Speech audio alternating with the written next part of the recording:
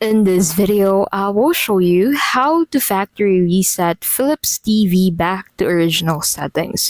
Please don't forget to check out the links in the description for bonuses and resources we share with our viewers. So to get started, the first thing that you will need to do is to make sure the remote control is in TV mode by pressing select button repeated until TV lights up green, and then after that you'll need to press on that menu button and then press the cursor down to select settings, and then press the cursor right twice, and then after that you'll need to press the cursor down to select reset AV settings.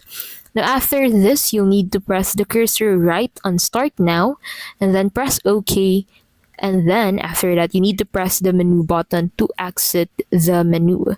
And that's basically how you can reset Philips TV to factory settings. If this video was helpful, please don't forget to give this video a like, subscribe to the channel, and don't forget to check out the links in the description for bonuses and resources we share with our viewers. Thank you so much for watching, and we'll see you in the next video.